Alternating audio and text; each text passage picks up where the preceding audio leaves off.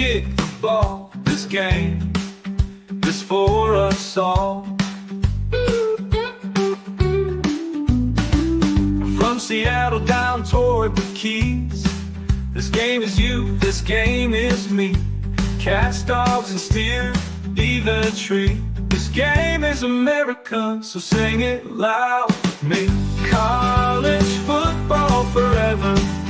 College football forever.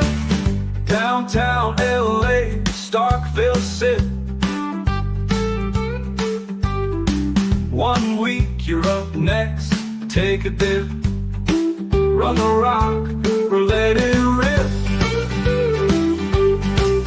This game is America. All say, can you sing it with me?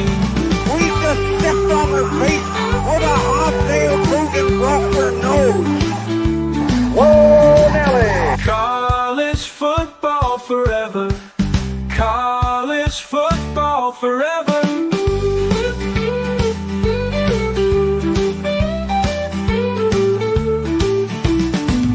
College football forever. College football forever.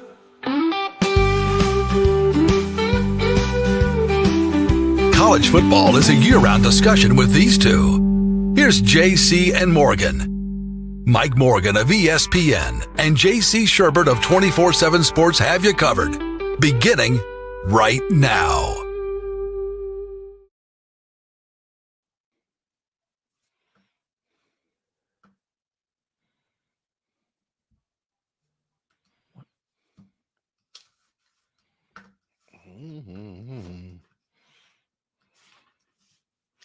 I'm all alone, it looks like.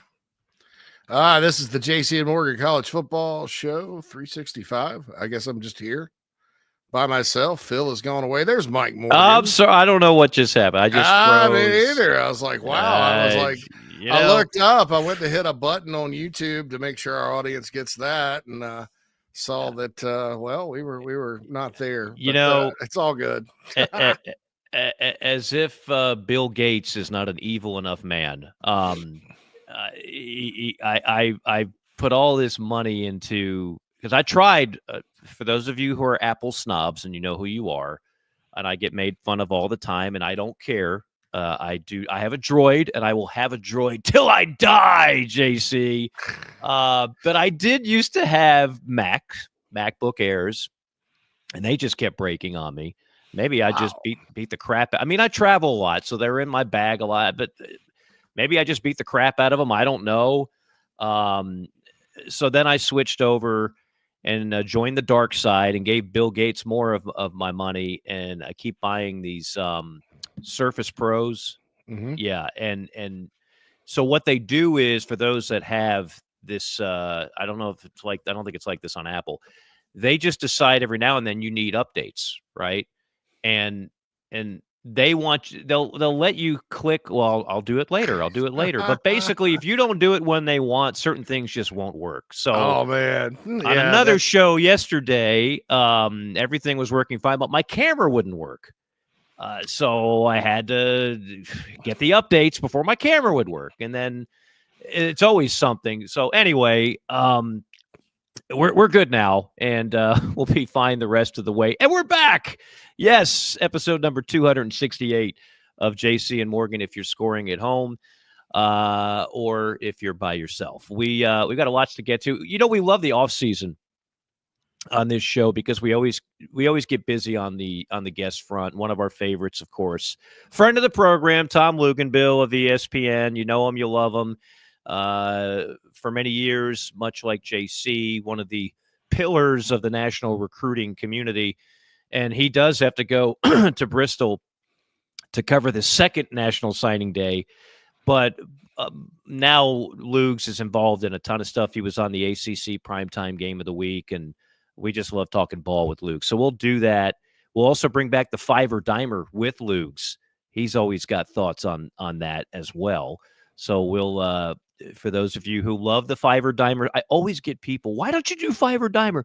It's just tough to do it in the regular season. We're in such a time crunch because we try to cover As a weekly show, we try to cover everything that goes down in one of the sacred weeks of the college football season. And that's a lot to get to in a podcast that we try to keep within 90 minutes. Right, Yeah. JC? So it's just Yeah, tough. it's tough because it's a preview and review. Like once the season Right. starts, it's weird.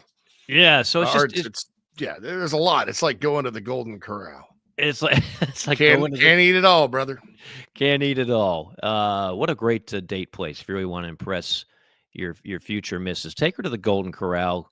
Serve her up an extra couple of biscuits. That's true love. That's what I say. Valentine's Day, 10 days away. So Coming up, yeah. Just a I little- did that one time. There's a girl I wanted to get rid of when I was in Nashville. And I took her to the IHOP 3 straight times. It turns out she loved the IHOP, and I was like, God, this is just gross.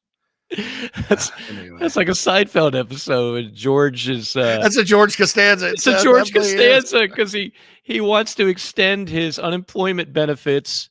The woman that he has to go and see, the bureaucratic woman at the office, she's not buying it. She's not thinking. And George is like, no. It's not just that I'm looking for work. I listen. I'm listening for work out there. So she's not going to extend his benefits until he goes. He looks at the daughter, which is less than attractive, a picture of her daughter on the desk. He's like, is that your daughter? What a goddess. So he winds up taking her out just for the sake of getting his unemployment benefits extended. And then he's worried that she might like him. So he takes her to McDonald's and she goes, wow, George, that was a really great meal. I really enjoyed that Big Mac. So it's just I could see you doing something like that. We're going to get to the JC5. We're now we're running a little bit behind. So maybe we have to save that for the last segment, JC. Probably. I do want to mention this.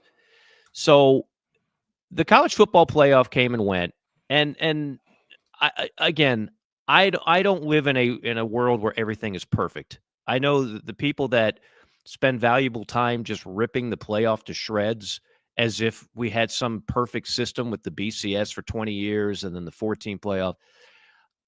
I understand that it's going to be tweaked. It's going to be improved. It's never going to be perfect, et cetera, et cetera, et cetera. But overall, I really enjoyed it. Okay.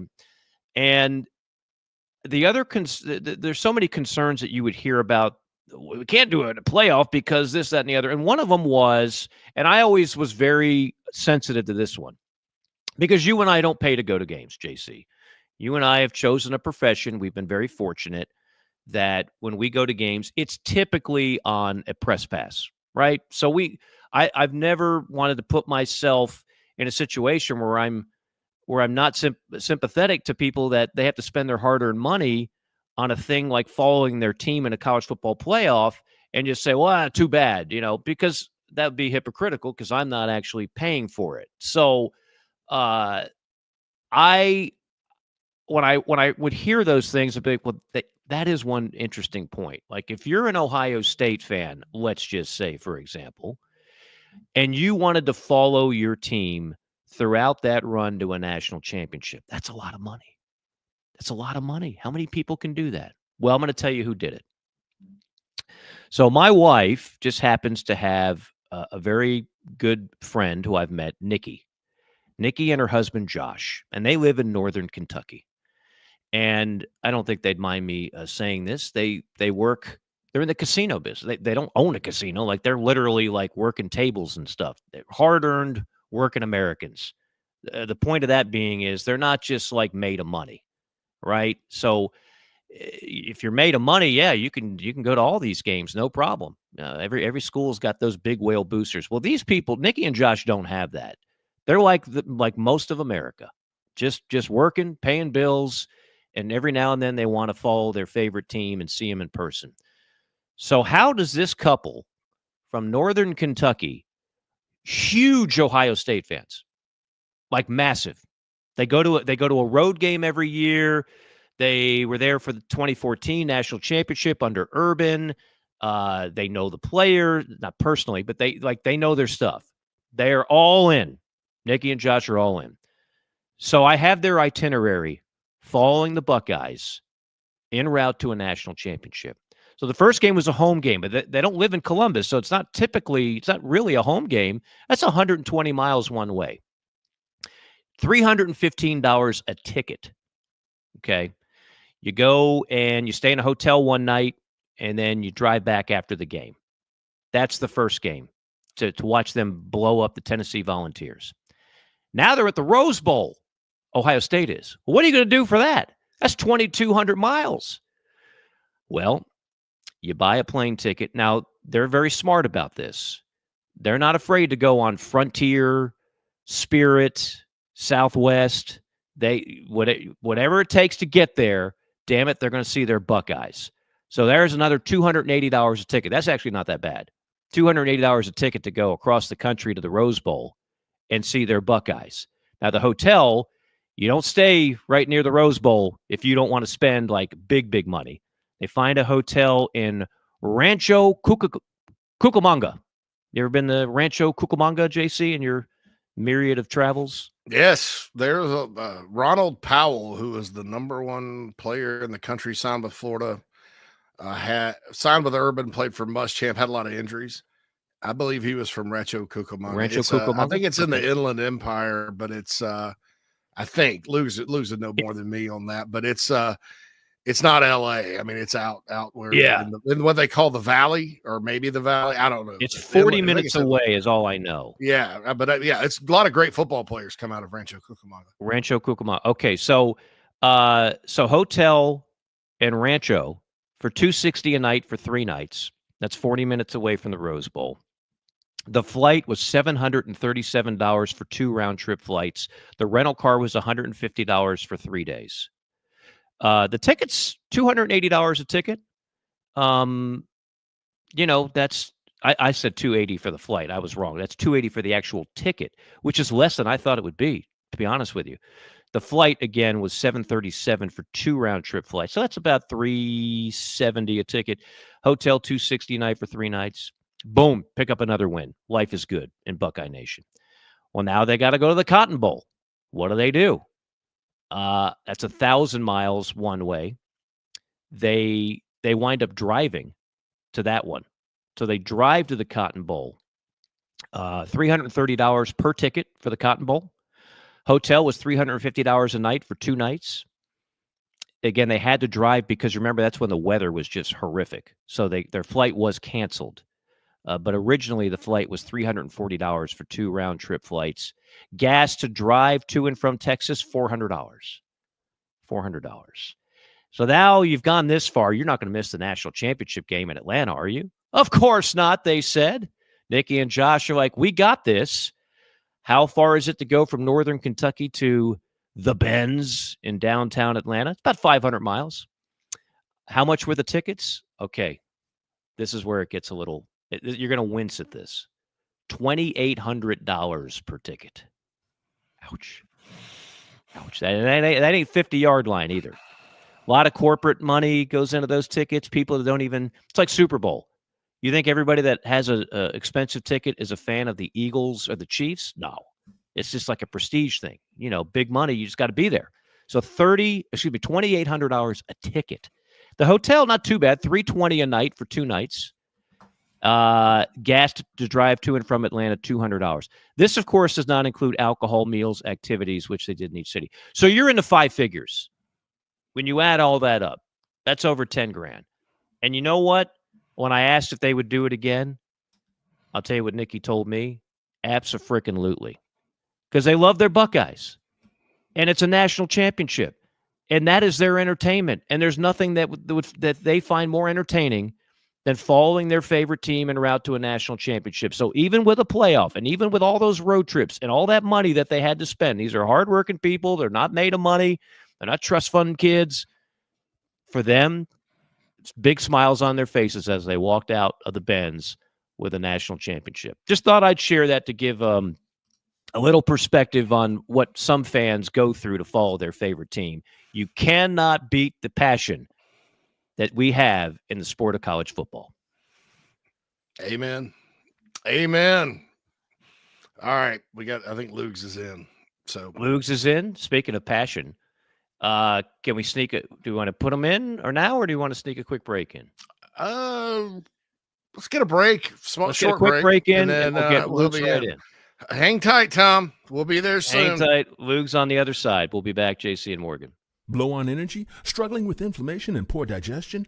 Try Encapsulate 6 Mushroom Blend and get back in the game. Our blend is specially formulated to promote overall wellness and maximize health benefits using 6 powerful functional mushrooms. Our science-forward approach offers the most potent and bioavailable mushroom supplement on the market, backed by third-party testing to ensure safety and efficacy. Order online on Amazon or encapsulateusa.com today to start your journey to better living. Enter promo code JCM for $10 off.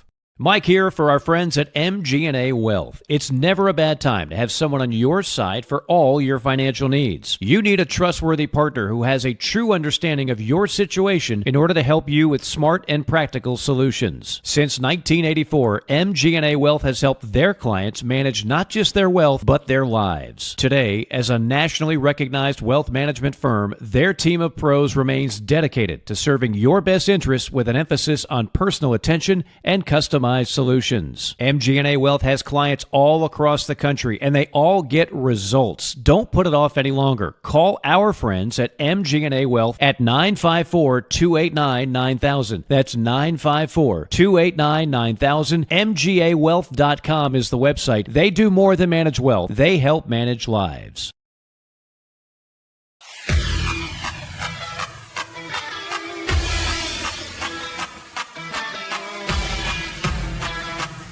We're passionate about making sure that the Nest and Wild mattress is the best it can be. Made well and made right. Right here in Tupelo, Mississippi. So how can we do all that? Work. Hard work. And that means something. The Nest and Wild mattress is a movement. It's a pride in where you come from and where you're going. So get comfortable. Because this movement is just beginning.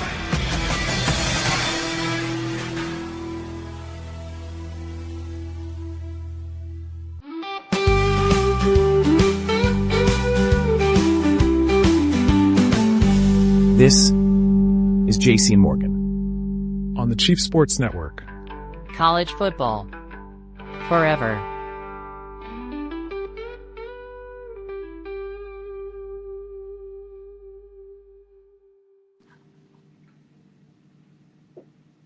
And we are back. Again, it is JC and Morgan presented by MG&A Wealth. You just saw there Rudy. Rudy took it on the chin the last college football game, of course. A man who never takes it on a chin, or anywhere else for that matter. It's Tom Luginbill of ESPN. He's impervious to pain. He's a gladiator of the sport. And he's, I believe, going to go from his palatial estate to Bristol today to cover the second National Signing Day. Is that right, Lugs? I'm already here in my illustrious Bristol, Connecticut hotel room. Oh, beautiful. Yeah, looks behind like me. I must comment, JC, you're right. Inland Empire, so Rancho Cucamonga, Riverside, Corona. You start out getting to near Hesperia, some of those areas out there. My dad's originally from Corona. I was born in Pasadena. I'm very familiar with that area. In fact, fun fact here. So there's a junior college in Rancho Cucamonga called Chaffey College. So my grandfather won a national championship at Chaffey College as a player. My dad won the junior college national championship as a head coach at Pasadena City College. And then I won one as a player at Palomar College, all in the state of California. That's awesome. Yeah, California JUCOs are severely underrated in the grand scheme of JUCOs. Well, they a lot of great players. I mean, the portal has just crushed junior college football. Yeah. It's a shame, but yeah, I mean, back in the day, like if you were a non-qualifier, man, and your school wouldn't take Prop 48s, you were going to junior college, and those teams were loaded. My team had dudes on it, man. I mean, none of them went on to play because they didn't want to go to school. I did, but nobody else wanted to go to school. But they had some guys. Well, the Mississippi JUCOs were a feeder system for years. Oh yeah. Well, do you guys remember talent. when Houston Nutt tried to turn when they didn't have the cap rule on how many guys you could sign? He signed 30. That was I remember it was beautiful. 39 guys, dude. That was unprecedented. He signed like 38 guys 1 year or whatever, and he figures, okay, well, the guys that qualify will take the guys that don't. We'll place them within the state, and then we'll track them. We'll track their progress, and then we'll recoup them on the other side. It was a great attempt. And, that caused the Big Ten fans to go with. Remember the oversigning? Oh saga? yeah, The Big Ten people saw that. They said 39 guys, and they just completely ignored what Houston was doing. Completely ignored it. Just that's not. So yeah, I remember I was in the thick of recruiting back then, and that was the biggest nothing burger controversy I've ever seen in my life. But it caused rules, and it actually hurt the SEC eventually. Because the SEC had a hard and fast cap, the Big Ten had a little wiggle room. Yeah, so it ended up. I guess because they were just kind of embarrassed by it, Because back then, if you signed 39 guys, man, I mean, well, before the SEC had that cap, you could oversign, but once you got into August, you had to be at your number. Yeah. A lot of people didn't understand that grace period between because they were going to oversign, and if a guy doesn't make it, they ditch him. If a guy doesn't make it, they place him at prep school or junior college. And by the time they get to August and who they have enrolled, it all worked out. And then everybody got wind of that and said, okay, we're not having open tryouts here on signing day. That's exactly what it turned into. That's crazy. It's you just got me thinking about this, and I don't follow recruiting to the level that you guys do, but does anybody sign JUCO kids anymore? We ran the very first year of the transfer portal being in full effect. Okay. We went back and we looked, okay. And this was when there was one signing period. How many junior college guys signed in this particular year? I can't remember exactly what the year was, but it ended up being something like 306, somewhere in that neighborhood nationally. The following year, it was barely over 100. Wow. So it's been impacted, but now you've got the new eligibility rule and the whole when does your clock start, and if you play at the junior college level, does it count towards your overall eligibility and all those sorts of things. But like the portal has killed that. The portal has killed Group 5 juggernauts because they can't retain their roster because they're all going to Neither can the FCS schools. Well, yeah, without question. The fact that Ashton Genty actually stayed an extra year at Boise is a miracle. I don't think we ever see that again. Well, but sorry.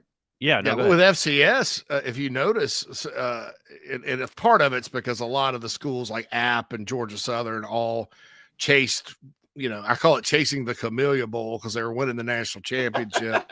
And then now they're like, okay, let's get to Montgomery or Mobile, baby.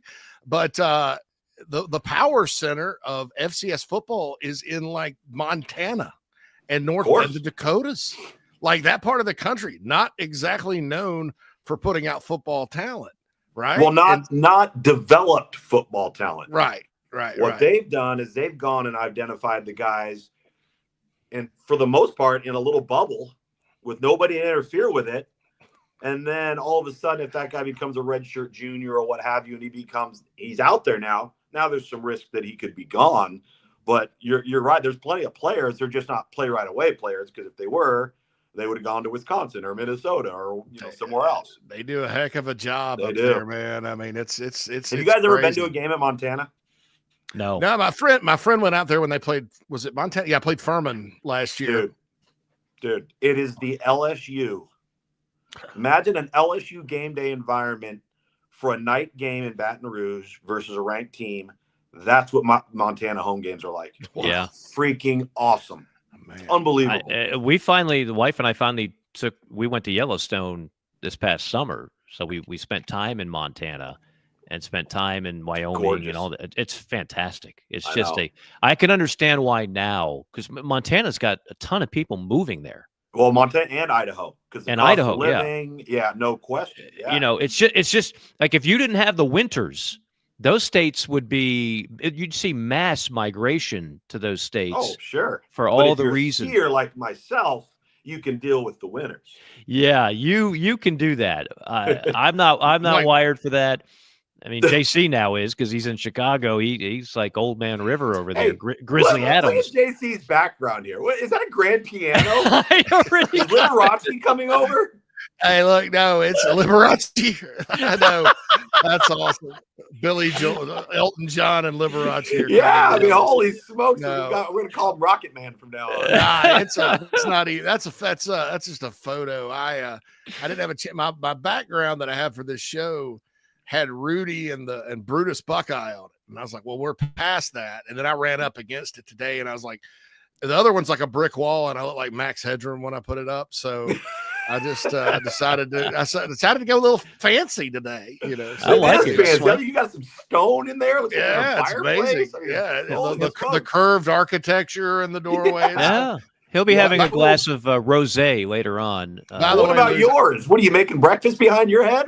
This is, I usually do a background of like a stadium or something. You have all the right moves sometimes. I do have all. Oh, nice, good pull. Yes, that's a Ben Franklin. Forget about Dimer.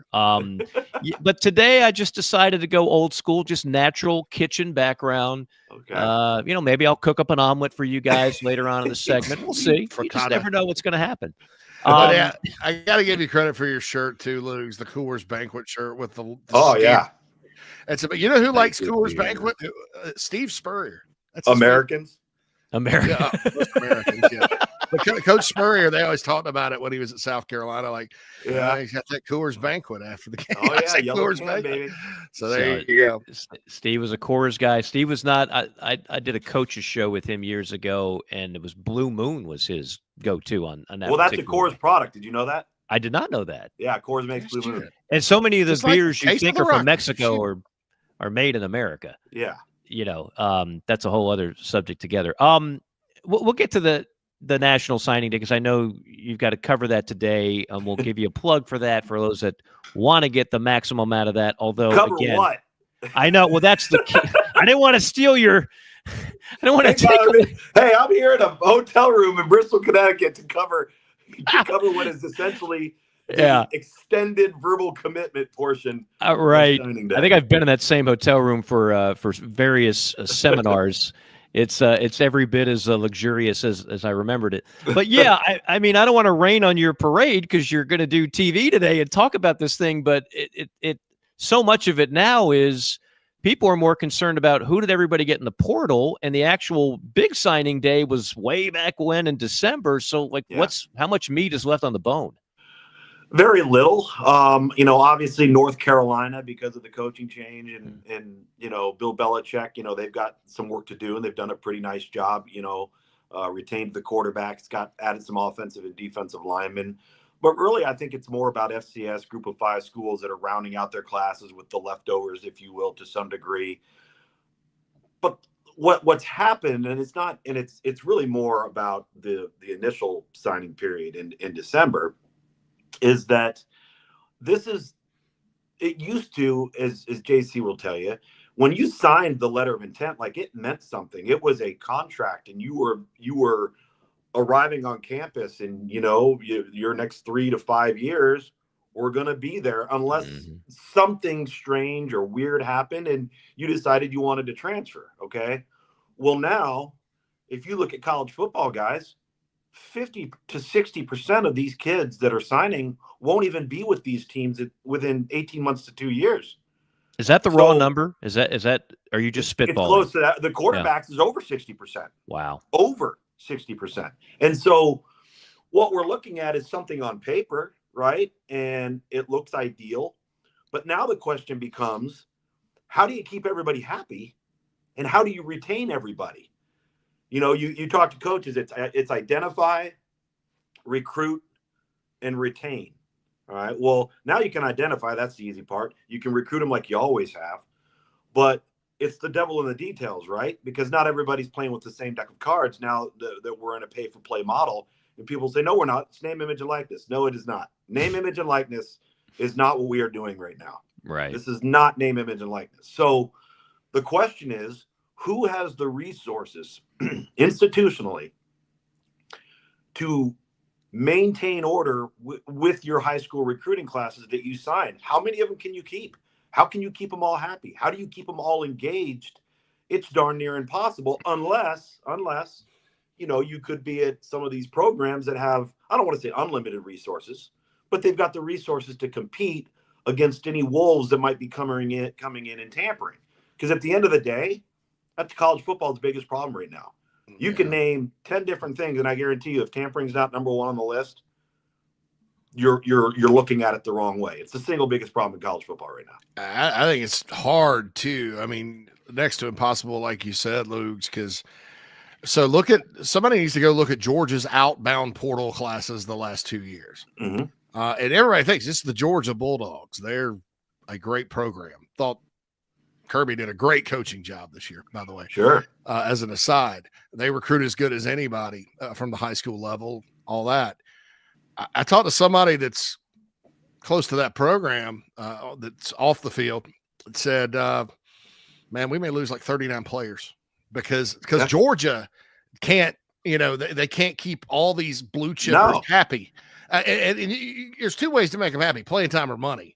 And it's unrealistic, even with the best. You could have the best rankings in recruiting ever. In this sport, it hits at about 600, batting 60%, even in the NFL. Which means you're gonna miss if you hit on 60%, and let's just say you hypothetically signed a class of 25. That means going in, you're missing on 10 guys. Question is, which 10 guys are they? Well, and then other guys take time. But if they're ranked high, even if they're ranked highly, they think they should be playing.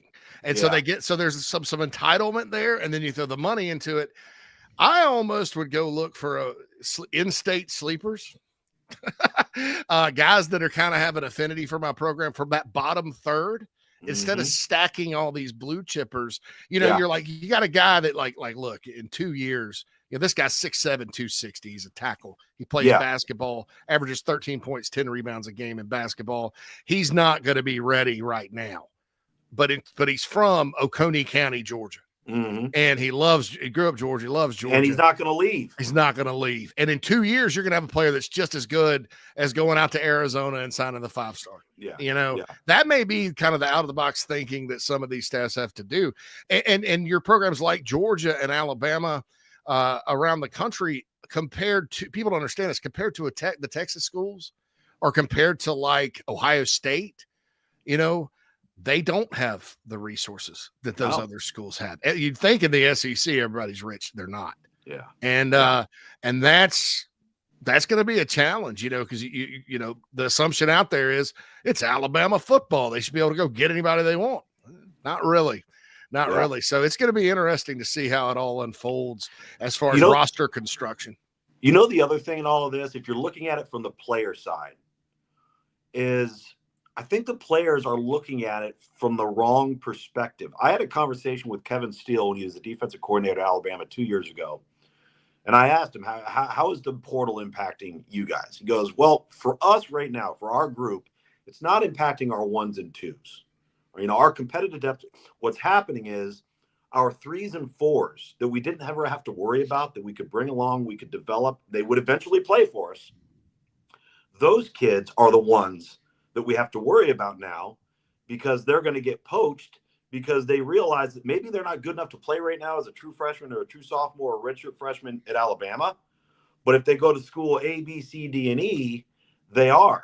So if you're a player, instead of going through the recruiting process and saying, okay, well, I've got offers from Georgia, Alabama, USC, Texas, what have you, and going to one of those schools, instead, why would you maybe then not go to NC State? Why would you maybe then not go to Baylor, all right? And now be that guy that plays right away and develops into a big-time player. Now you have the opportunity through the transfer portal to elevate and really make some money. It's almost as if they're doing it in the opposite thought process. It's counterintuitive. These forces are working. Traditional recruiting and the way you did it is working. They're button heads. And you mentioned going to a Baylor, a place like that. One of two things is going to happen, Tom. Sorry. I've been called worse. Jake. We'll just call him Johnny from now on. But no, okay. 220, 221, whatever it takes. Either you're going to be able to elevate to Ohio State or Texas or a place like that for Baylor, or Baylor is going to see your value as one of their top 10 on their roster higher, and they're going to take a bigger chunk of rev share, NIL, what have you, and give it to pay you to stay. Yeah. So financially, to me, that makes all the sense in the world. And it also almost, as we always talk about NFLizing college. Yeah. That almost takes care of itself, because at that point, if players are making decisions like that, and it's going to take 10 years to do it, then parity starts being woven into the sport for the first time in its history. Yeah. Because you're spreading the baseline talent out. Mhm. You're still going to have big programs that poach players and stuff like that. But I've learned this too in following all this. Although the transfer portal's busy and things of that nature, most kids don't want to move. They got girlfriends, social lives, all that. If all things are equal, I think still you can retain 60, 65%. And that's good enough, I think, to compete and have parity. Just my take on it. Chris Kleiman at Kansas State does exactly what you just outlined. They focus all of their NIL in-house first by rewarding those who have performed at a high level to retain that, those pillars and the core foundation, and then go out and supplement if they need to on the market. And I think it's a great way of doing business. It rewards the guys that have performed well for you. It allows you to engage with them and let them know that, hey, you're important to us. You don't need to go somewhere else. We can match that or what have you. And I just think it's a great approach.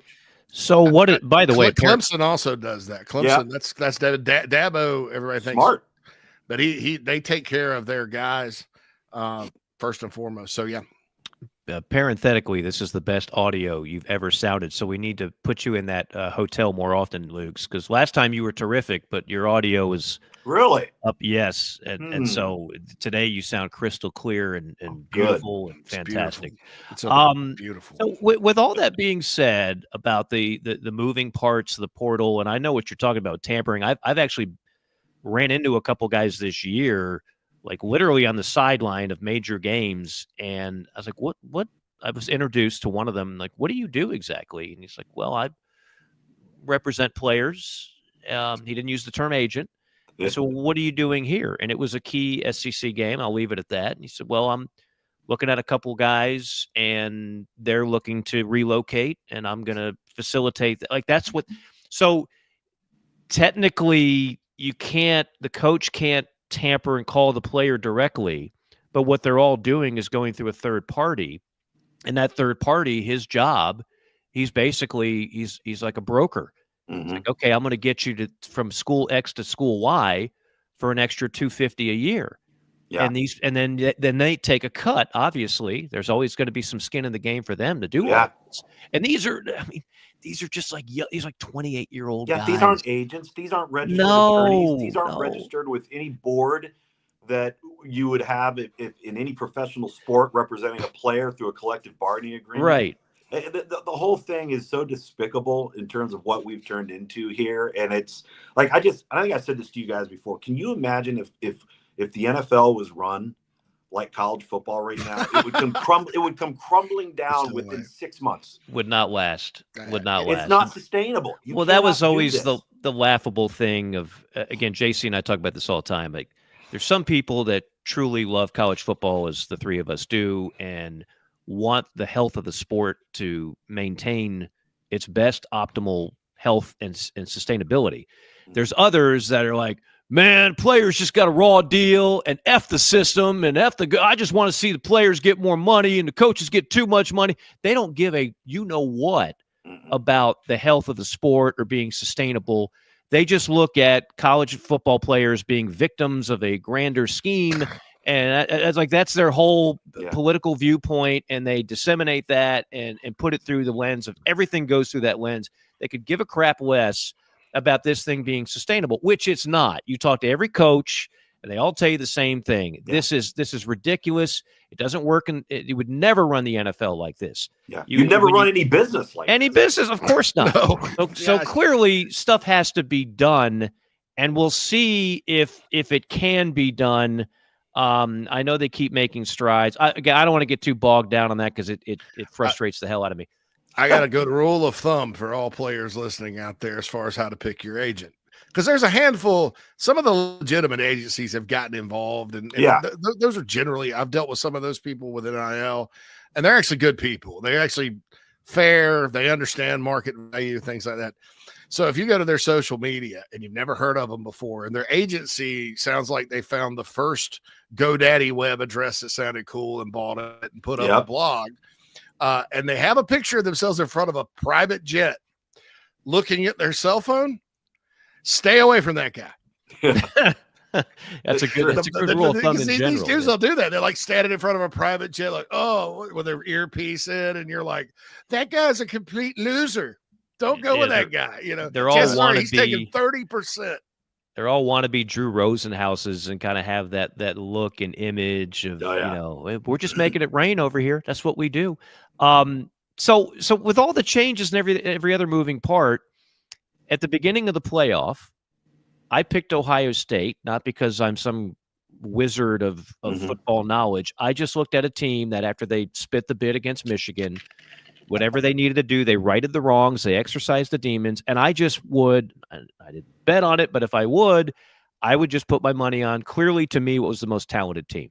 And they were the most talented team, and then they showed it. I don't know why they didn't play like it on a couple of Saturdays, but eventually talent ruled the roost. Yeah. We all knew about that $20 million I mean, they bragged about it. They didn't hide from it. Oh, it was a flex. Look at how much money we spent on this roster. This is the new Ohio State. So how much has things really changed then if it's going to be like, I realize the most talented team doesn't always win. Right. It certainly doesn't in basketball and baseball, but in football, if you've got the most talented team, I like your chances. Yeah. I liked 2019 LSU's chances. I liked 21-22 Georgia's chances. I liked last year's Michigan team. I like their chances. So are we really going to change much where it's just going to be the team that, if they're smart with their money, spends the most money, gets the most talent, and wins the most championships? Tell everybody how it's not going to be that predictable and that confined to just a few programs that have the means to do it. Well, I go back to what Nick Saban said on his very first College Game Day show in Ireland to start off the season this past fall, when he was talking about this very topic and paying players and putting together a roster to make a championship run. And he said, you can pay all the money you want to all the players you want. But if you pay the wrong ones, you're SOL. Right.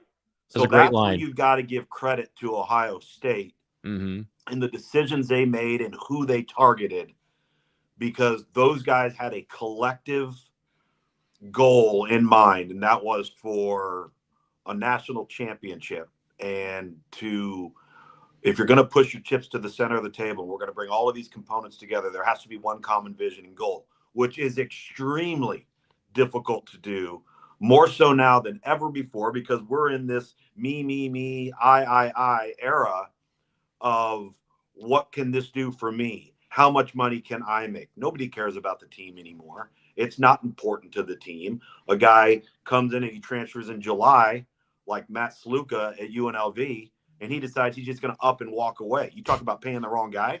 I mean, give me a break, right? So the question is, what is the probability that you can do that every year and not screw it up?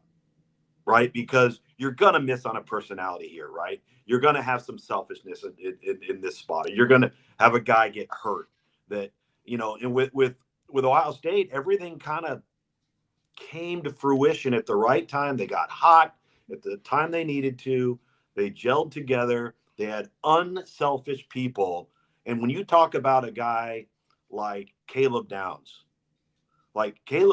wants to win. He loves football, right?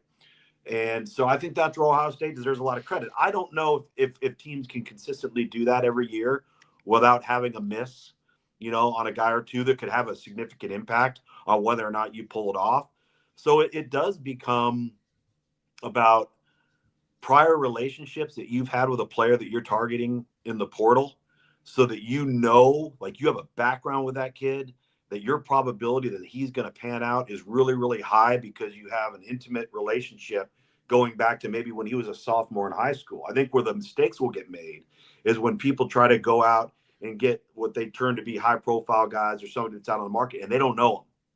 They don't know their representation. They don't know their family. They don't know their history. Maybe they don't know the kid well enough, and then that backfires on them. And that's the thing that worries me when you're putting together a roster this way, because every coach I talk to will tell you they want the core foundation of their roster to be high school based. They don't want it to be portal based. But those days are becoming few and far between. and you have to supplement now in some areas. And it doesn't have to be with 10 to 20 guys. It could be with 5 guys. It could be with 7 guys. Look what Clemson's done in this cycle. They've decided to target a handful of guys that are what I call OKGs, our kind of guys, right? And he's not going to bring in what he would term to be a poisonous element because he doesn't want that foundation, which is high school based, to be infected. And I think most coaches would tell you that. But I mean, well, go you have ahead, to JC. wonder what happened when we talk about what happened in Tallahassee this past year. You have to wonder about that. I mean, I know there were quarterback issues, but they you did have that to themselves, though, because how could you bring in DJ Uiagalelei with his sample size of production or lack thereof and think that he was going to be your answer? But you know what happened there, Lugs?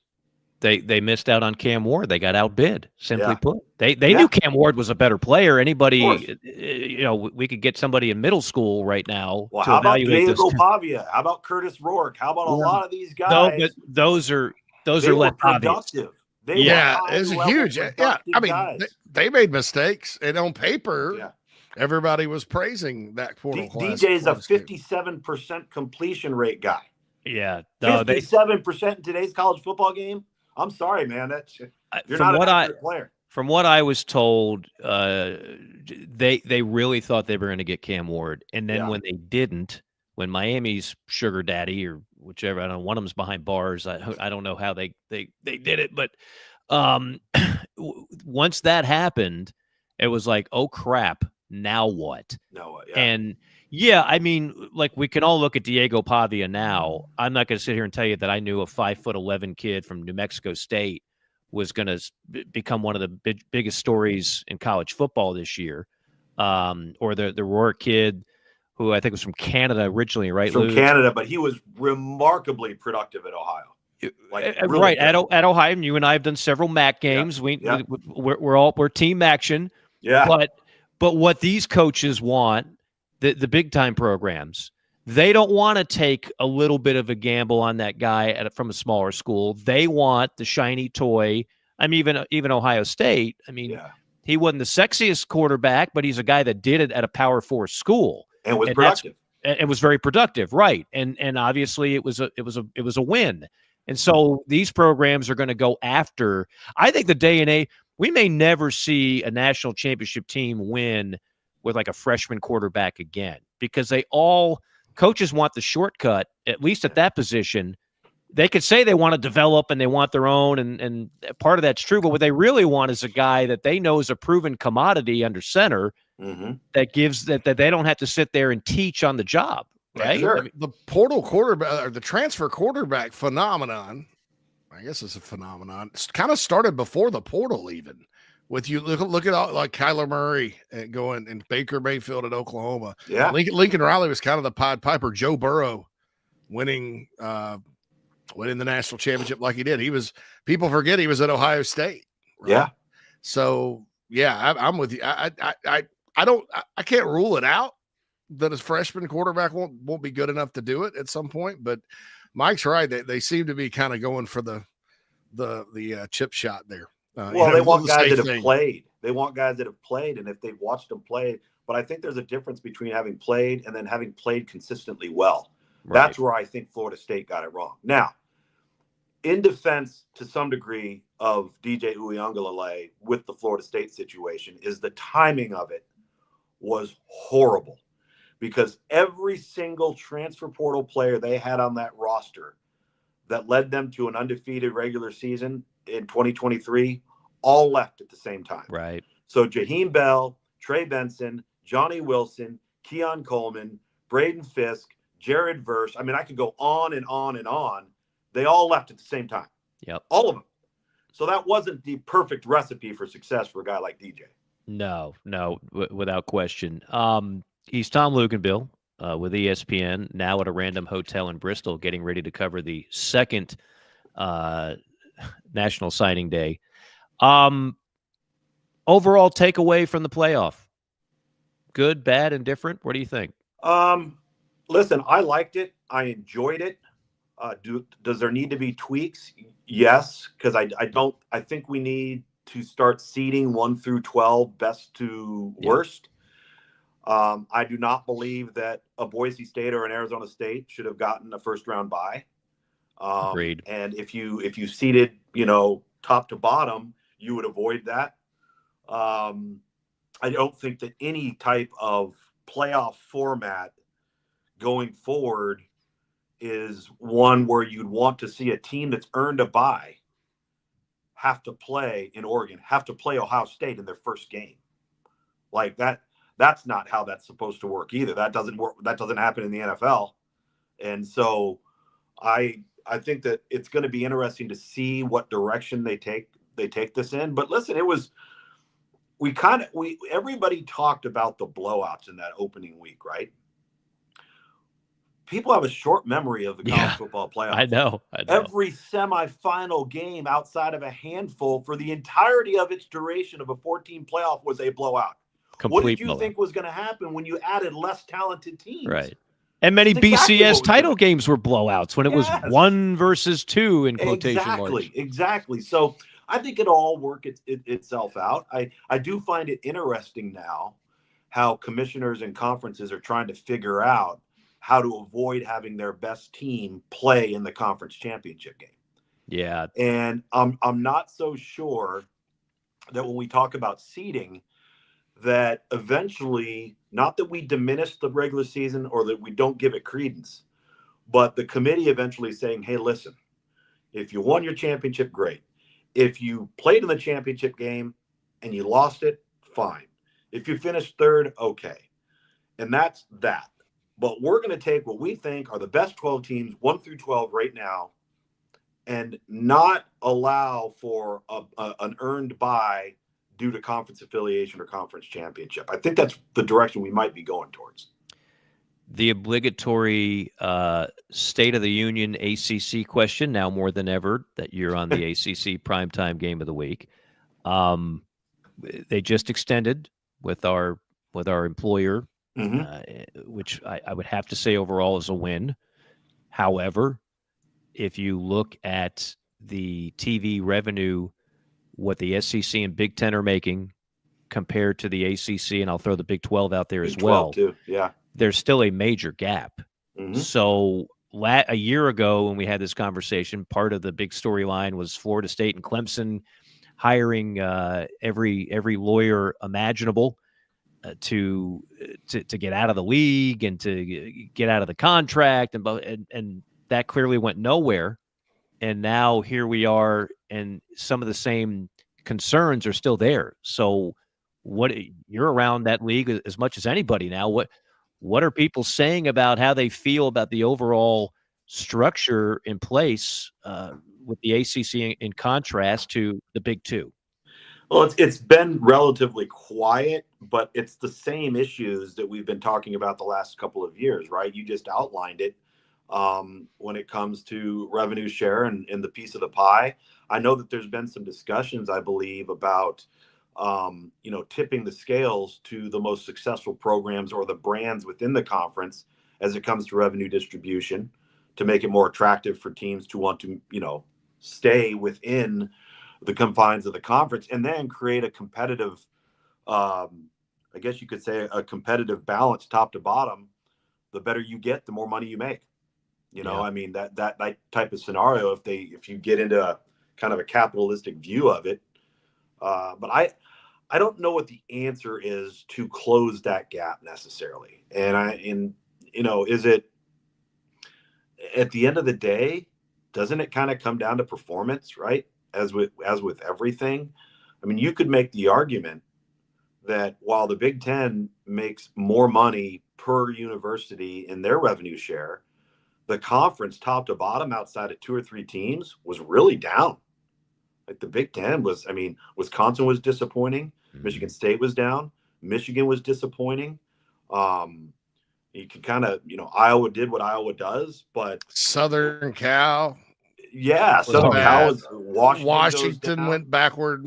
Yeah. And so I think that can be cyclical sometimes. But my point being is if your teams start playing better and you start being more competitive and you're winning your out of conference matchups and you're beating teams that are ranked at the time that you play them, then you're going to enhance the value of your conference. Now, what that means contractually and whether that leads to a renegotiation, I don't know. The SEC needs they need to end what I call the Duke Wake Forest rebellion. If you look at the past 10 or so years, Clemson's dominated the league or whatever, but Duke and Wake Forest have had. I mean, we are in the glory years. What Duke was good in the 30s, but we're in the glory years of those two programs.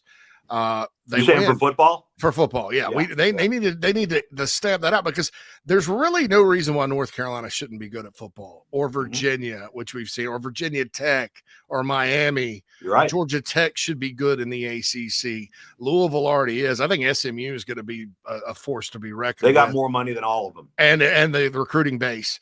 Even the West Coast guys, Cal and Stanford. Stanford's got a really great winning tradition. The ACC, they have not been able to put it on since Miami came into the league.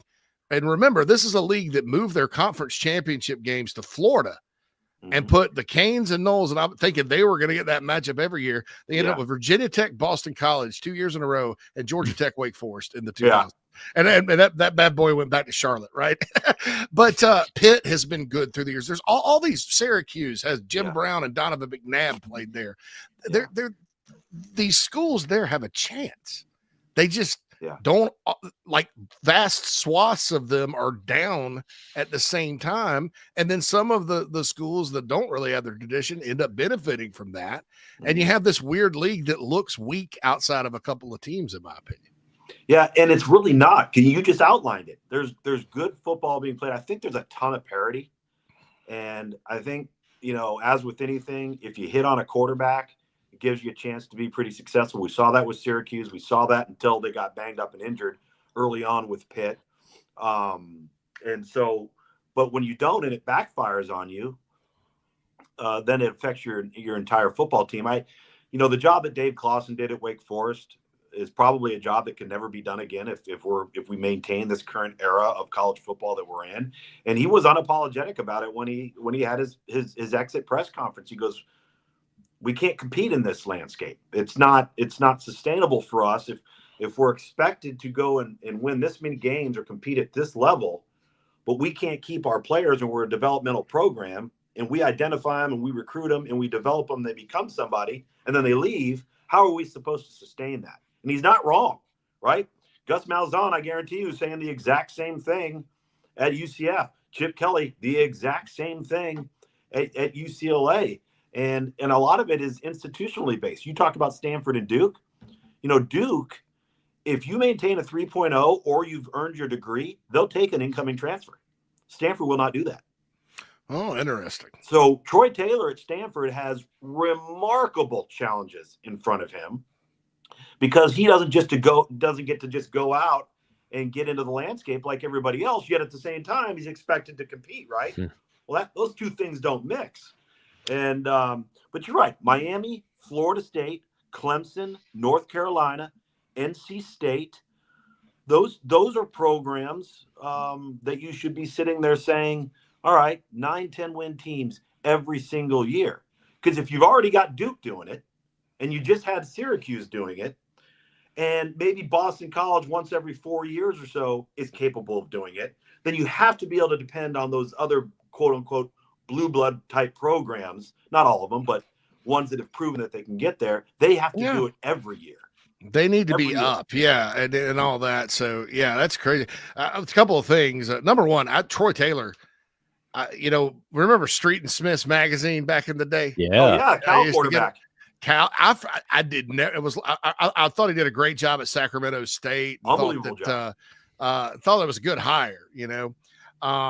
It was lost to me that it was that Troy Taylor that played quarterback, because I remember he was a little Heisman list and all that. Number two, the ACC, you mentioned quarterbacks. In 2016, I thought that was the best year of that league in the last 10 years. You had Deshaun Watson, Mitch Trubisky. You had the kid at Virginia Tech, Jared Evans, Lamar Jackson, the Heisman winner, Nathan Peterman at Pitt. Daniel Jones was at Duke at the time. Yeah. I mean, think about the quarterbacks in that league that year, and they won it all. Meanwhile, in the SEC, Jalen Hurts started as a true freshman. There were 2 more true freshmen and then 2 transfers from Purdue Yeah. starting at LSU and I Yeah. think Florida, respectively. Down year in that league. Auburn went to the Sugar Bowl with a 4-loss team, Yeah. but that was the last time I saw it happen. I want to ask you this, Luke. All right, so I'm looking, and I think I know the answer to this because I've got y'all's prospect rankings up. Keelon Russell or Bryce Underwood. I know they're not identical quarterback, different styles, but give me your breakdown in comparison of those two. For those that don't know, Keelon Russell's 5-star quarterback going to Alabama, flipped from SMU, and then Bryce Underwood actually flipped from LSU to Michigan and was the player that the Ellis, I guess it's Ellison spouse. They put together quite an NIL package for him. Just compare those two for me, because man, I think that's an interesting debate, and I wonder how good they are. I wonder what the weakness. I mean, it's a fascinating pair of quarterbacks there at the top of the rankings. It's very similar to when Trevor Lawrence and Justin Fields came out in the same class, right? They both have their physical attributes. They're both extremely gifted, God-given ability. I would say with Bryce Underwood, he is a very uniquely gifted physical athlete in terms of whether you're looking at athleticism, raw power, arm talent, the ability to change arm angles, the ability to drive the ball vertically, like all of the things physically that you want to say, hey, let's check this box, you're going to get with Bryce Underwood. I think with Keelon Russell, you have a little bit more of a polished player coming out, played at the highest level, very successfully, I might add, at Duncanville High School in the state of Texas. And I think when guys are unbelievably talented, I think at the end of the day, what it will come down to is their work habits and whether or not they love football, because their physical attributes are only going to take them so far. So I'll give you a prime example. We're down at the Under Armour game this year, and Keelon Russell is, and I'm not knocking Bryce Underwood here, because Bryce Underwood actually happened to be at his practice with Michigan getting ready for the Citrus Bowl this same week. So he didn't participate with us. But Keelon was one of those guys, because we get into the meetings with the coaching staffs each and every day at the end of the day to kind of get a breakdown of what'd you see from your kids, good, bad, the ugly, all of it. And the thing about Keelon Russell we discovered very, very quickly is he is a huge student of the game.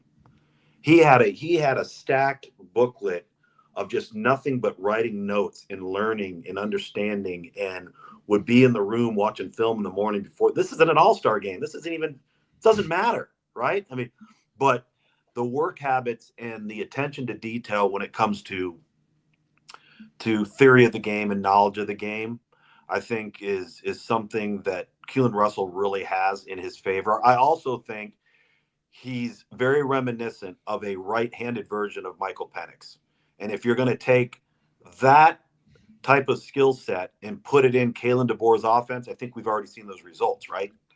And so what's going to be interesting to me is, does Bryce Underwood's upside and ceiling and physical attributes trump Fresno State transfer Mikey Keene's experience, right? Meaning that you kind of get it near the end of camp and you say, guys, this guy's so talented, we can't keep him off the field. Or this guy's really, really talented, but I don't know if we want to throw him to the wolves just yet. Let's start the other kid now and then see how the whole thing materializes. And the same thing could happen with Keelon Russell with Ty Simpson and Austin, the other kid that transferred from Washington. Yeah. So he's going to be in the same boat, And so what I'm getting at is, how ready are both of those guys? Because we ever had this conversation about Arch Manning. Best thing that ever I'm telling you, the best thing that's ever happened to Arch Manning is the process by which they took for him to get on the field, because it's going to make him such a better football player. And I wish more freshmen would take the same path. I have a little hot take. I think Russell will be starting at Alabama by October. And that has more to do with what they've got than anything else. And like you said, I thought he was a heck of a fit for what DeBoer. Oh, for what they do. Oh. And now Ryan Grubb obviously is coming in to run it again. So that's been my hot take of the offseason, is that I think Russell will start for them. Who's the best quarterback in college football in 2025? Boy, you just put me on the spot. That's what I do. You know that, Lugs. This is the hot seat, man. You know who it might be when it's all said and done? DJ Lagway. Think so? All I know is that dude. He's got talent around him now. He's got and he's older. He's more mature. He never thought about wavering or leaving. Clearly, there's a belief in Billy Napier and Florida and his teammates. And some of the stuff he did down the stretch, dude, like, would you have wanted to play Florida in the last 3 weeks of the season? Hell no. Mm-hmm. And all of a sudden, that team, you're like, whoa, hold on a second. I think he's in the conversation because of the ceiling.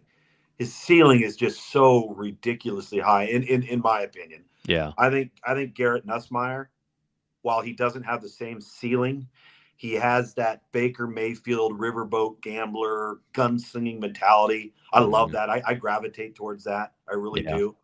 I'll tell you who one of the best young quarterbacks in college football is, and he had a really good year under very intense circumstances, is CJ Bailey at NC State. What he was tasked with, the injuries around him, has to make his first start on the road at Clemson. And if you watched him mature, you're like, okay, this guy's a dude. Now, I'm going to bring you one last one. And he doesn't get the notoriety that he should. But if you haven't watched Kevin Jennings play at SMU, that guy is a straight-up baller. He just gets it done.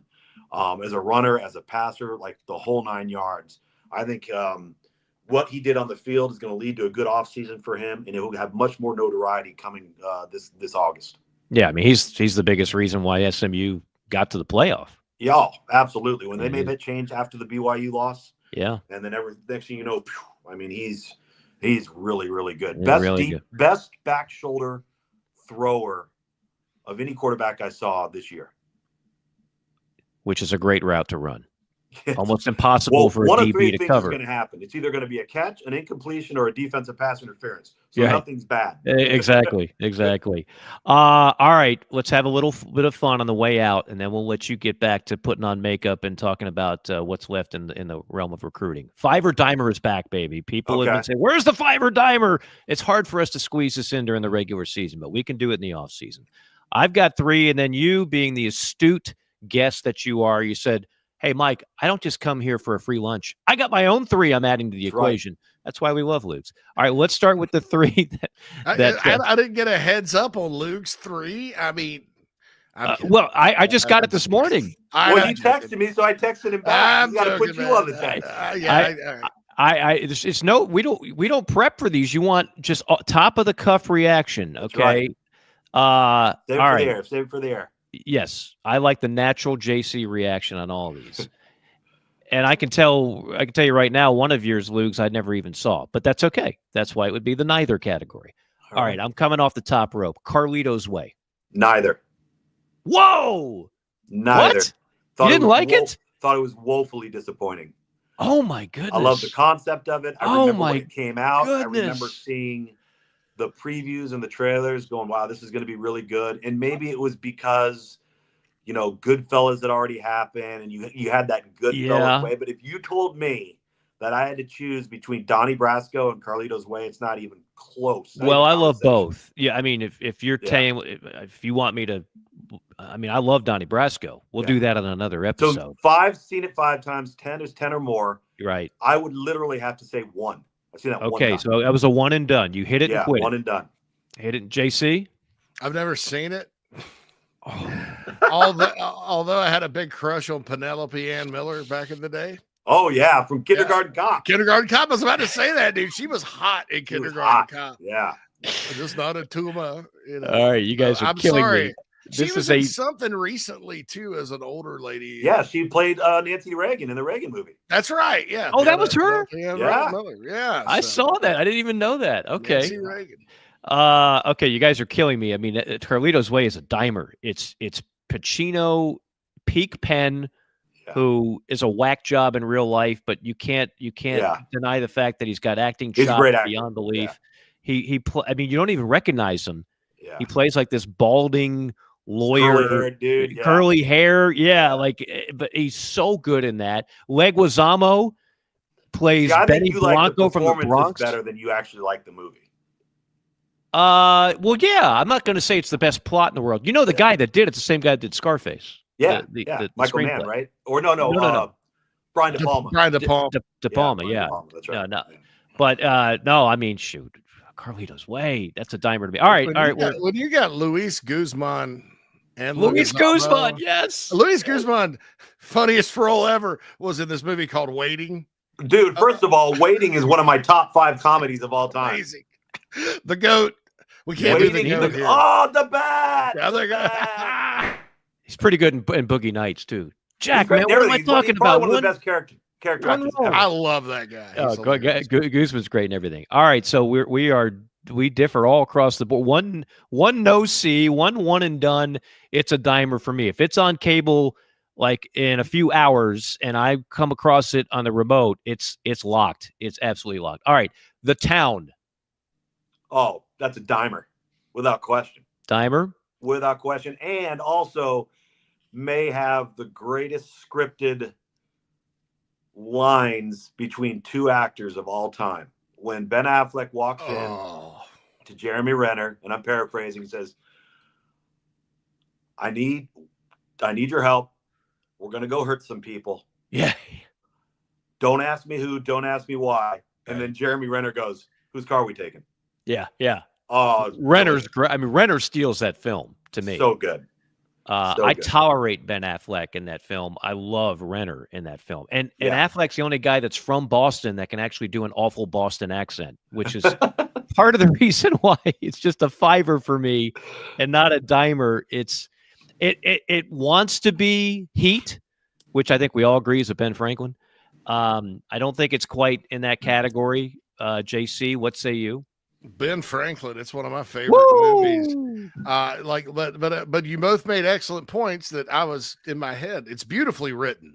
I think Affleck wrote it. Like even the lines, like so the callback at the end when he's talking to his dad with Chris Cooper. Chris Cooper has like a cameo in it, and He's the great. guy that played great actor, the guy from The Usual Suspects, who we all thought was Kaiser Soze. Right. Yeah. He's in it as like flower shop guy, the florist. Yep. Yeah. I mean, and that's really good. But you know, when he's like, I'll see you again this life or the other. And then at the end, your daddy, he sends that girl and stuff like that. But I think it's beautifully written. I do think, Mike, though, it may be Heat with a happier ending. Because at the end of Heat, De Niro's character dies, and which is beautiful poetry. I'm spoiling this for our audience, but if you haven't seen these 2 movies, then you know there's no hope. So I think both of them are good, but it is kind of a similar plot. Did you know that in Heat? Yeah, you probably do know this. That not one time in that movie are De Niro and Pacino in the same scene where they're both facing the camera. Correct. I did know that. Yes. Yeah. There's not much I don't know about the movie Heat. Yes. All right, move on to your next one. I have a movie poster of Heat, as JC has seen, to give you an idea how much I love that movie. Yeah, it's a great movie. Okay, so we are now disagreeing on everything. We're going back old school here. Kramer versus Kramer. God, dude, that's a neither for me. Hoffman and Meryl Streep. Saw it one time. I know, but you have cable. Yeah, I know, but I mean, God, I haven't seen that on cable in forever, or DirecTV or whatever it is. That's okay. Look, we're not. I thought it was a good. Even as a kid, I thought it was a good movie. Well, that's the thing. Like it was the first movie. Kramer versus Kramer came out like when Sophie's Choice came out, and it was all around the same time. Yeah. It's the first movie, and I saw it as a kid as well. But I just admire great performances. Hoffman and Streep in that movie are freaking phenomenal. This movie is so basic. Like there's basically like 5 people in the entire movie. Yeah. It's those 2. It's the little kid who was nominated for an Oscar, who was also, by the way, the little brat kid in 16 Candles, Molly Ringwald's brother.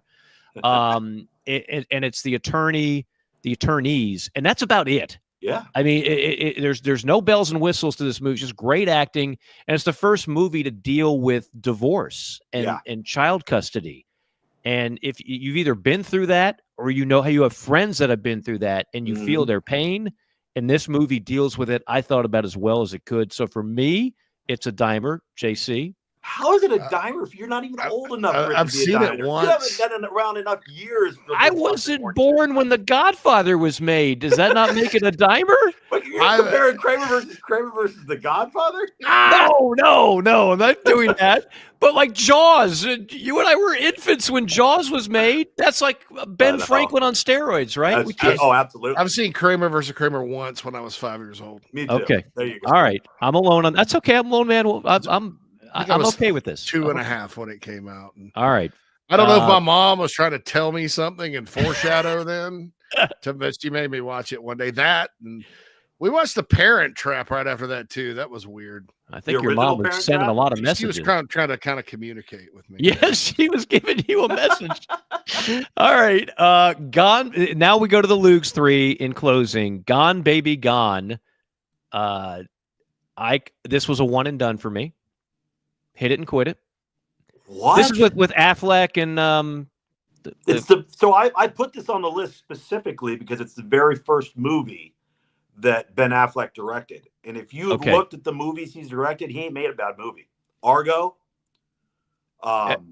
Argo is good, other than the fact that the complete revisionist of history. If you watch Argo, you would think Jimmy Carter was the hero of the movie. I know, but it's a great movie.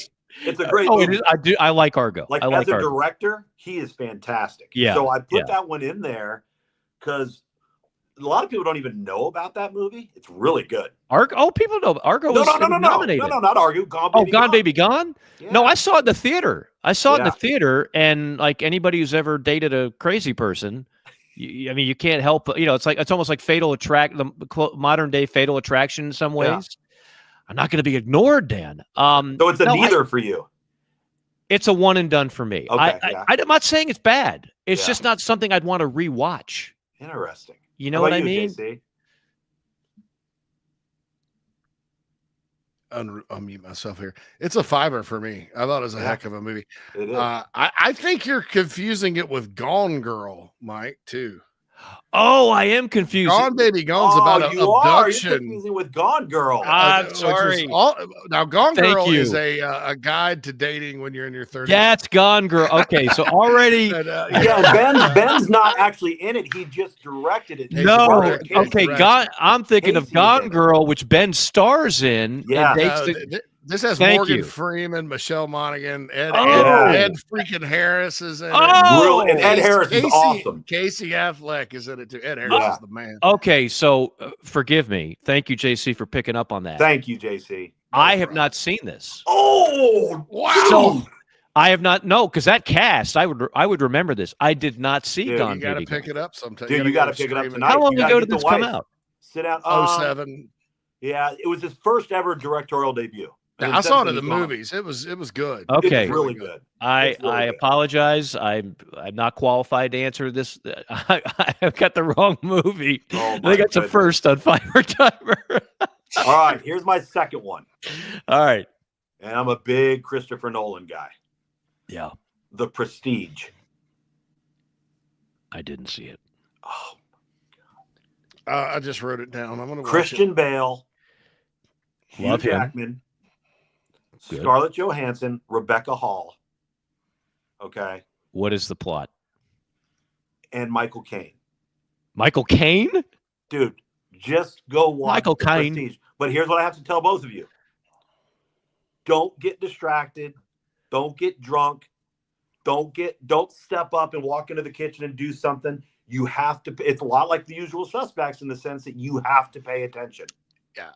It's a period piece too, so I kind of avoid for some reason and I majored in theater in college. I have no idea why I do this, but anything like it was set in the 1890s. It's based on it's a movie about magicians.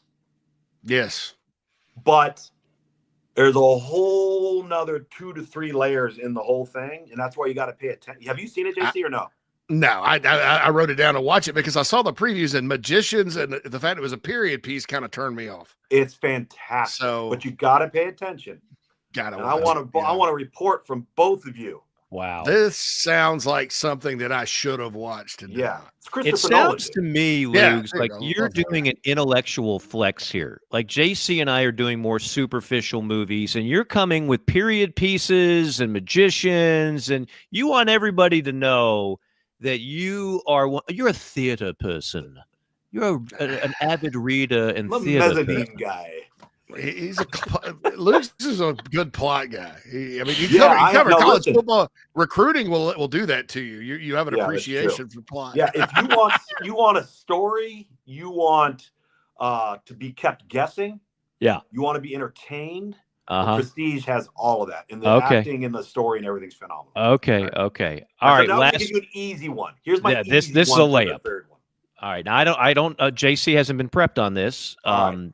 Go ahead. You and I have been quoting this movie since we've known each other for 15 years or whatever. So, okay, Mr. Mom, I know where you stand. I know where I stand. JC, where do you stand? Haven't seen it probably since the 90s, but it's definitely a dimer. I mean, it was absolutely one Might of be a those Benjamin Franklin for me. movies that Michael Keaton, Terry. I used to have a crush on Terry Garr too. Oh yeah, Martin Mull. Until she hit the until she had she was in Dumb and Dumber. By that point, I'd lost my attraction for her. But Terry Garr was she wasn't in Dumb and Dumber. Yeah, she was. She was the sister. Remember when she she set Harry up with Mary on the date to go skiing?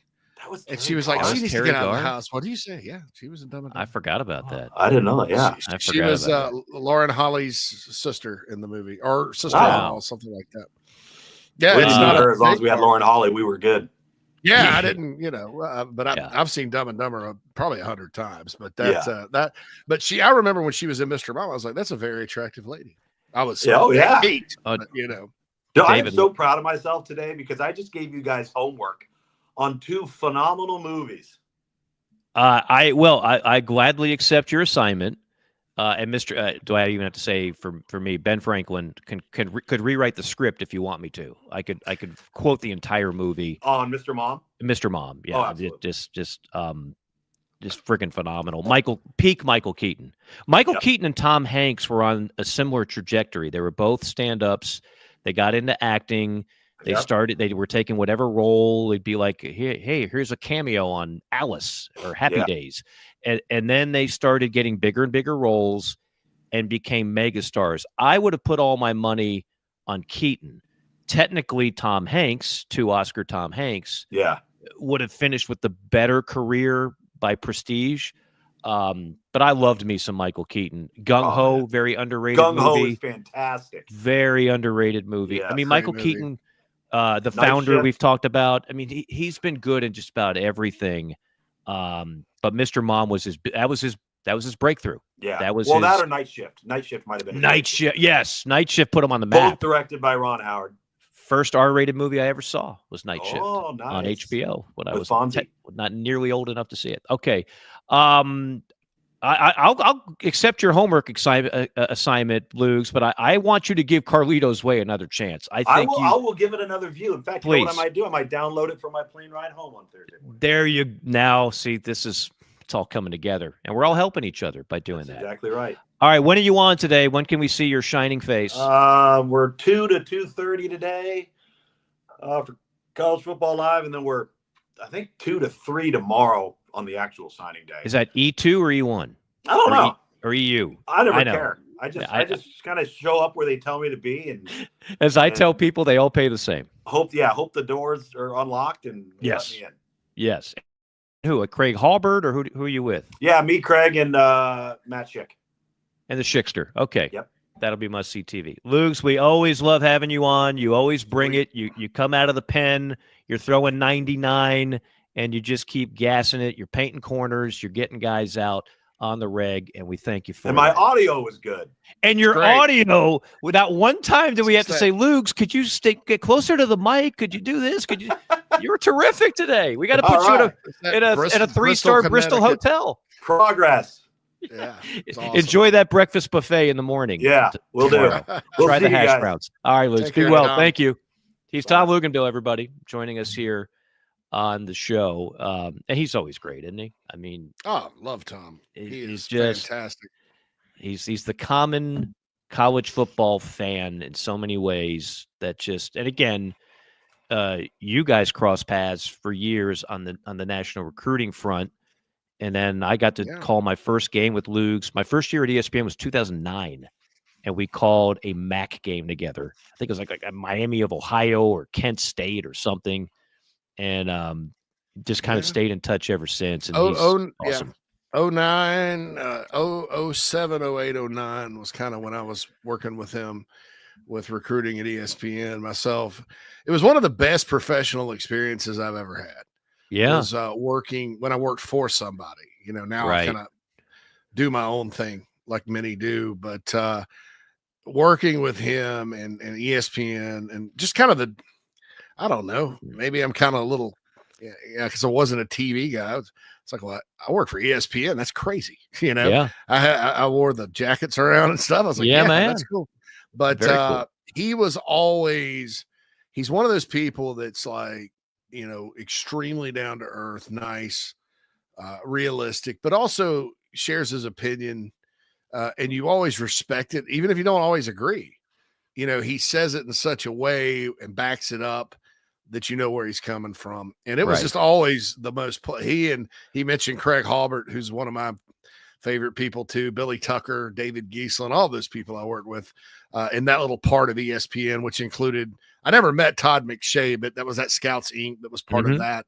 Now it's all like, I don't know what the setup is now, but working with those guys is one of the best experiences I've ever had. And I couldn't be happier, Mike, that he's now, I think he's probably past Brando. He's in first place for the number of times he's been a guest. Yeah, I think so. Those two have been going neck and neck, and we'll have Timmy B on, I'm sure, this offseason, as well as a potpourri of great guests throughout the quote-unquote off-season. But as we say all the time, there is no off-season. Yeah. As we get ready to close shop here, do want to remind everybody, MG&A Wealth, privately owned company since 1984, helping all of your family's financial portfolios. One simple phone call could be very good for you and your family's future. 954-289-9000, 954-289-9000. Check out the website, mgawealth.com. Again, not just your kind of jack-in-the-box financial brick and mortar store. These are locally owned and it's a locally owned and operated business that their success has just grown exponentially over the years with clients all over the United States. So no matter where you're listening to us, they can be terrific for you specifically. Tell them JC and Mike sent you. That's MG&A Wealth. That's Sean, 954-289-9000, mgawealth.com. Some final thoughts, JC, before we bid farewell? Yeah, I had a JC5 ready to go today, but I don't know that it was my best one. I think we can enhance it for next week, right? Yes, I'll have to do that. Also, there's some new things that are going to be happening around JC and Morgan here in the coming months, and look for that, and it'll be pretty awesome. I tell you what, the theme song that you came up with, I'm not kidding you. It's a banger. It's a banger, but it's so good that there are days where it gets into my head and I can't get it out. That happened to me this morning, and I feel arrogant, because it's like it's a song I wrote, but I didn't write the music, so it's not like I wrote this catchy tune, and and I did watch Steve Spurrier coach on the sidelines for 3 years at South Carolina wearing a visor with his signature on it. So I guess it's not that arrogant. It's that kind of thing. Piano behind you. So that's where I write have an artistic vibe. That's where I write my music. That's the secret of it.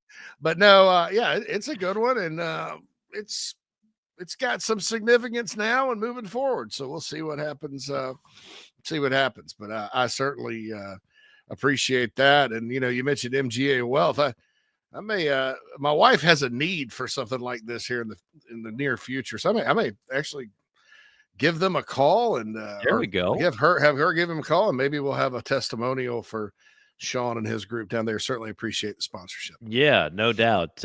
Sean and MG&A Wealth, Nest and Wild Mattress, Encapsulate, which we'll tell you more about in the coming weeks and what it's done for both you and me from a health standpoint. That is all over that. A banger product that you'll see the ads running on this show. The website is still working, still going. And for now, still JC and Morgan. We got a new website coming, but jcandmorgan.com is still functional. And it will be until we switch over to a new one, but you can get all of our episodes there and learn about a lot of our partners and things like that. And also contact us there with the email form submission at jcandmorgan.com. Also the Chief Sports app. Yes. You can stream us live and listen to all of our shows there. Also on YouTube, there'll be a new destination for that.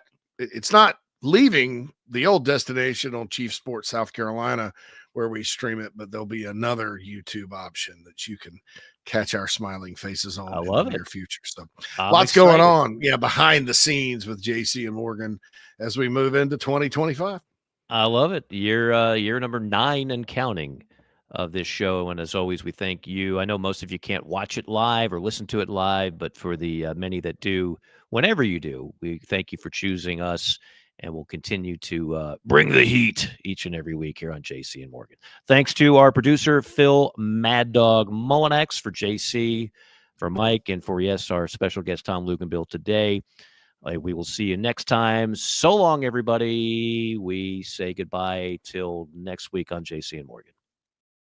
Mike here for our friends at MG&A Wealth. It's never a bad time to have someone on your side for all your financial needs. You need a trustworthy partner who has a true understanding of your situation in order to help you with smart and practical solutions. Since 1984, MG&A Wealth has helped their clients manage not just their wealth, but their lives. Today, as a nationally recognized wealth management firm, their team of pros remains dedicated to serving your best interests with an emphasis on personal attention and customized solutions. MG&A Wealth has clients all across the country, and they all get results. Don't put it off any longer. Call our friends at MG&A Wealth at 954-289-9000. That's 954-289-9000. MGAwealth.com is the website. They do more than manage wealth. They help manage lives.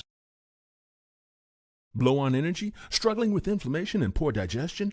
Try Encapsulate 6 Mushroom Blend and get back in the game. Our blend is specially formulated to promote overall wellness and maximize health benefits using 6 powerful functional mushrooms. Our science-forward approach offers the most potent and bioavailable mushroom supplement on the market, backed by third-party testing to ensure safety and efficacy. Order online on Amazon or encapsulateusa.com today to start your journey to better living. Enter promo code JCM for $10 off. Hey, folks, want to tell you about our friends at Titan Construction Group really quick. They're a mid-Atlantic-based general contractor, specializes in retail, restaurant, and office construction. TCG strives to separate itself from other general contractors by adding value every step of the process. From project budgeting to estimation, value engineering to construction, they focus on those relationships and not the transaction. Titan builds partnerships one project at a time. Among their clients are Starbucks, Crumble Cookie, Blake Pizza, Home Goods, 15 plus years experience, based in Midlothian, Virginia, and contracted in Virginia, West Virginia, North Carolina, and South Carolina. So get on their website, TitanCGinc.com. That's TitanCGinc.com. Get in touch with Brad if you're in need of a general contractor that focuses on going above and beyond for their clients. That's Titan Construction Group, a proud sponsor of the JC and Morgan podcast.